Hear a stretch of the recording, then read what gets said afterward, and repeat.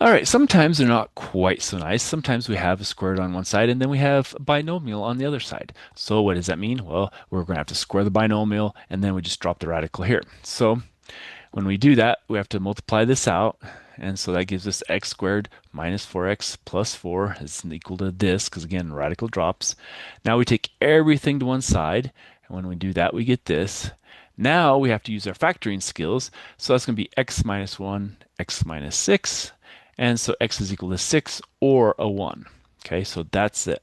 Now we have to check both answers because we got two in this case. So we have to check both of them in here. So let's first check the 6. So 3 times that minus that. So it's going to be 16. So it's going to be 4. And then 4 equals 4. That checks. Now we plug in the other one, which is 1. So 3 minus 2 is 1. So that's going to be a 1 on the left side. 1 minus 2 is a minus 1. Guess what? That doesn't equal. Okay. So that means it's an extraneous solution. So sometimes we come up with these. We're going to have extra solutions that don't work. And so the only solution in this case is going to be this one, x equals 6. This one doesn't work. So that's going to be our answer. Now, we can do this graphically as well. We can plot points, get a graph. We can use a Desmos, or if you have a graphing calculator, you can see what it is. And that's going to be the only point, 6, 4. Okay. So that would be our solution. And, that's what we found, x equals 6, and then it comes out to 4. So that would be our solution. All right. What about this one? Well, now this one is not so nice either because now we're going to have a radical and a radical, but when we square this side, we're going to still end up with a radical on this side. So what happens is we're going to square that. That's going to just drop out, and that's going to be 4x.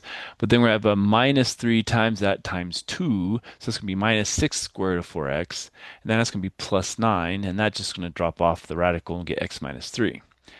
So simplifying over here, what we get is this. Now we can take everything to the left, except for the radical. We're going to maybe take it to the right, so we can get rid of that. Now we can divide, well, different people want to do different things. Some people say divide by 6. Some people say, okay, since it's simple like this, well, let's go ahead and just square it. So there's two fields of thinking here, because over here you're going to end up with fractions, and over here you won't. So with this one, we square that, and guess what? Another binomial, so it's going to be kind of like the previous problem. So then we're going to FOIL it out and get 9x squared plus 72x plus 144. Here, that's going to be 36 times 4x.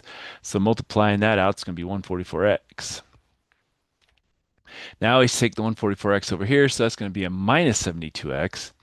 Now we have to factor this. Well, this looks like perfect squares, so I would say 3x and 12 and see what that works with. It does work.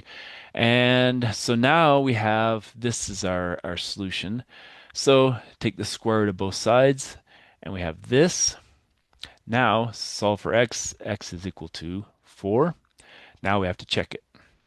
And so if you plug in back here, 4, that's going to be 16. So that's going to be 4 minus 1 is 1. 4 minus 3 is 1. Square root of that's 1. So it does check. And so that is going to be your solution.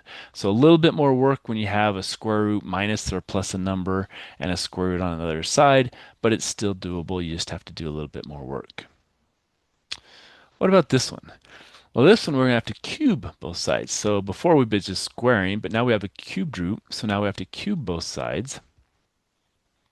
Okay, so when we do that, we have 4 cubed is equal to 2x plus 6. And so 64 is equal to that. Subtract our 6, then divide by 2, and x is equal to 29. Now we plug that back in to this and see what we get. And that gives us the 58 plus the 6, which is 64. That's going to be a 4 cubed. Cubed root of that is going to be 4. So that checks out. And so that is going to be our solution.